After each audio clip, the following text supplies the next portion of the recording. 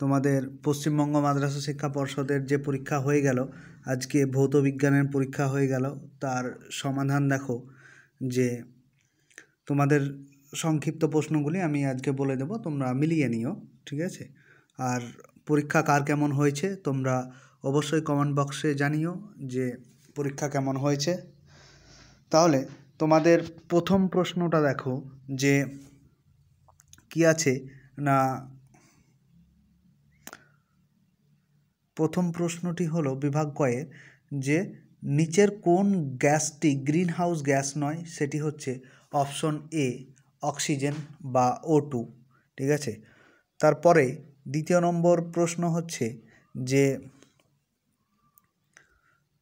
দ্বিতীয় নম্বর প্রশ্নটি দেখো 8 অণু হাইড্রোজেন গ্যাসের এসটিপিতে পিভি এর মান কত? এটা অপশন হবে সি 4PRT।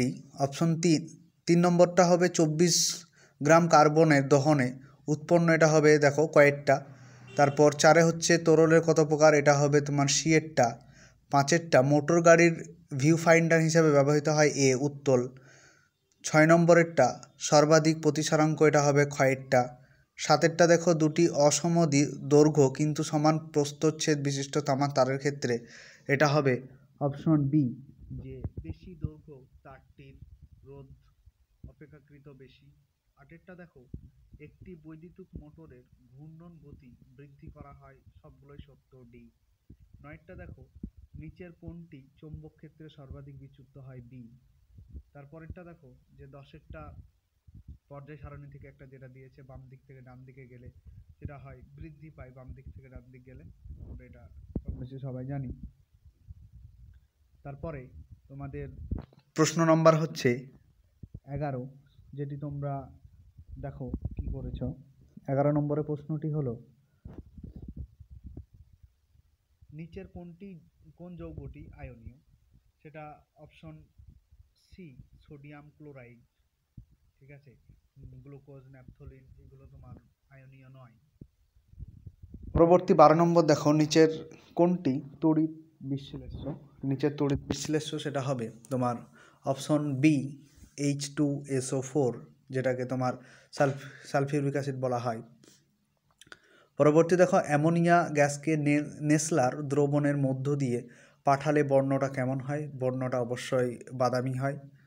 পরবর্তীতে দেখো যে 14 নম্বরেরটা নিচের কোনটি তামার আকরিক? সেটা অবশ্যই বি কিউপ্রাইট, বক্সাইটটা ছিল অ্যালুমিনিয়ামের।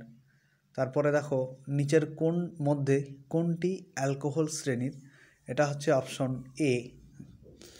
পরবর্তীতে বিভাগ খ তোমরা দেখো যে এটা 0 ডিগ্রি কেলভিন উষ্ণতার গ্যাসের আয়তনটা 0 হয়। পরবর্তীতে তোমরা 2টা দেখো যে বিপদ সংকেত হিসেবে আমরা সবাই জানি যে লাল আলোটা ইউজ করা হয়। তারপরে কার তরঙ্গ দৈর্ঘ্য সব থেকে বেশি? এটাও হচ্ছে লালের তরঙ্গ দৈর্ঘ্য বেশি, ঠিক আছে? তারপরে তোমরা 3 নম্বরেরটা দেখো যে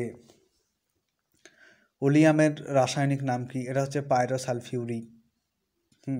তারপরে 4 নম্বরেরটা দেখো যে CaO অণুর গঠনে Ca পরমাণু 2 এটা 2 হবে, 2 সংখ্যক ইলেকট্রন বর্জন করে। তারপর O2 অণুতে একটি সমযোজী বন্ধন থাকে। পরবর্তীতে দেখো ভিনিগারের যে মূল উপাদান সেটা হচ্ছে অ্যাসিটিক অ্যাসিড, ডটা দেওয়া হয়নি, অ্যাসিটিক অ্যাসিড বা ইথানোয়িক অ্যাসিডও বলা হয় যাকে। তারপরে সত্য মিথ্যাটা তোমরা দেখো যে 5টা আছে, যেটা ঠিক সেটি সত্য, যেটি ভুল সেটি মিথ্যা। প্রথমে হীরার যে তাপ পরিবাহিতা খুব বেশি, অবশ্যই বেশি। তারপরে দেখো কেরোসিন একটি জীবাশ্ম জ্বালানি নয়, ঠিক জীবাশ্ম জ্বালানি নয়। তারপরে হচ্ছে যে 3 নম্বর উষ্ণতা বৃদ্ধিতে ওহমীয় পরিবাহীর রোধ হ্রাস পায়, অবশ্যই ভুল। তারপরে যে দেখো যে তড়িৎ পরিবাহিতার একক হচ্ছে ওহম, এটাও দেওয়া হয়নি ওটা। দেখো পরবর্তীতে যে ভোল্টমিটার মূলত একটি পদ্ধতি, ভুল। তারপরেরটাও ভুল। তারপরে তোমরা এ স্তম্ভ আর বি স্তম্ভ অবশ্যই দেখে নাও যে ক্ষারীয় মৃত্তিকা ধাতু, এটা এফেরটা তোমরা পাশে দেওয়া আছে, তোমরা একটু মিলিয়ে নিও। পরবর্তীতে দেখো যে একটি শব্দে বা একটি বাক্যে উত্তর দিতে হবে যে বায়োগ্যাসের মূল উপাদান মিথেন, খুব একটা সহজ প্রশ্ন। তারপর এসআই পদ্ধতিতে চাপের একক পাস্কেল, খুব ভালো প্রশ্ন। 3 নম্বর, বায়ুমণ্ডলের যে চাপ মাপার যন্ত্র তার নাম হচ্ছে ব্যারোমিটার। তোমাদের পরবর্তী দেখো যে এটা ম্যাথ থেকে এসছে, একটু তোমাদের দেখতে হবে, 20 সেমে এটা উত্তর হবে, দেখে নিও। তারপর এলইডির পুরো নাম লাইট এমিটিং ডায়োড। তারপরে পচা ডিমের কেমন গন্ধ, আমরা জানি হাইড্রোজেন সালফাইডের মতো। নাইট্রোজেনযুক্ত একটা সার হচ্ছে ইউরিয়া। আয়রন পাইরাইটস লোহার আকরিক নয় কেন? ঠিক আছে, কারণ এটি থেকে যে সহজে লোহা নিষ্কাশন করা যায় না, তাই। এরপর তোমরা 2 নম্বরেরগুলো দেখে নিও, খুব ভালো প্রশ্ন হয়েছে তোমাদের মাদ্রাসা বোর্ডের। তোমাদের পরীক্ষা কেমন হয়েছে অবশ্যই তোমরা জানিও, এবং পরবর্তীগুলো দেখো, প্রশ্নগুলো তোমরা সব দেখে নাও। অ্যামোনিয়ার গ্যাস প্রস্তুতি খুব ইম্পর্টেন্ট ছিল। এবার ধাতু সংকর, খুব ভালো প্রশ্ন। তোমরা এগুলো দেখে নিও, এবং পরবর্তীতে ক্ষয়েরটা দেখো, শুষ্ক বায়ু এবং আর্দ্র বায়ুর মধ্যে কোনটি ভারী এবং কেন? অ্যাভোগাড্রোর সূত্র খুব ইম্পর্টেন্ট ছিল। এবার তোমরা দেখে নাও, পরীক্ষার সাহায্যে দেখাতে বলেছে এটা।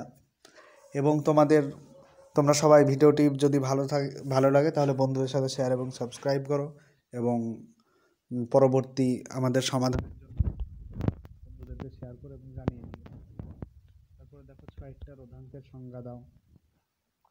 পরবর্তীতে নিউক্লিয় বিভাজন খুবই ইম্পর্টেন্ট ছিল, তোমরা আশা করি সবাই প্রশ্ন পেরেছো। পরবর্তী দেখো যে তড়িৎ লেপন কি, দুটি ব্যবহার, ইউরিয়ার শিল্প উৎপাদন নীতি, নাইট্রোলিয়াম কিভাবে প্রস্তুত করবে তার একটা ব্যবহার, কার্যকরী মূলকের সংজ্ঞা। ঠিক আছে, তোমাদের খুব ভালো প্রশ্ন হয়েছে, তোমরা দেখে নিও। ধন্যবাদ।